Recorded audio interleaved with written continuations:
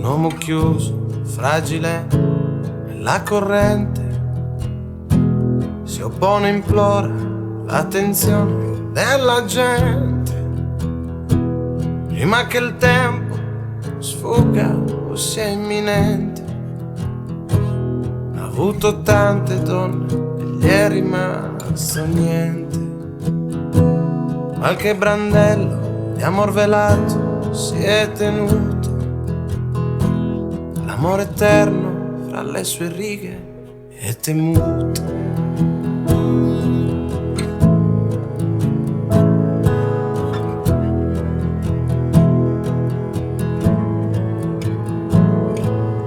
Livide, le dita in punta di chi suona sino al silenzio e porta a letto parole fresche come il mattino. Ciò che è vissuto muore in fretta e nasce ancora.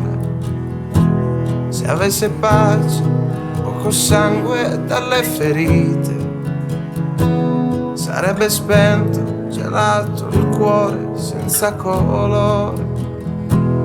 Meglio temere un po' di bene che tanto male. Le rose e i fiori limpi del cielo senza capire, senza capire.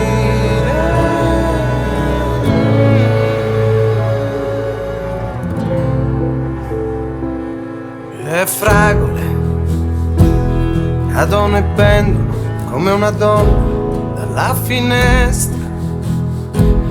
Lui è lì che dorme, legge un libro nella sua stanza. Risuona un sei come le corde, la tua essenza, che gli hai lasciato un dolce bacio e l'amaro in bocca. Restituiscigli almeno una delle carezze che lui ti ha dato e ti darebbe ancora. E musica così che possa volare in fretta anche l'angoscia, essere libero più di quanto lui si aspetta. Anche la vita in molti anni fugge in fretta e con le mani si trattiene una persona, ma col pensiero gli puoi stare accanto ogni ora. Ma se a te fa paura un po' di bene,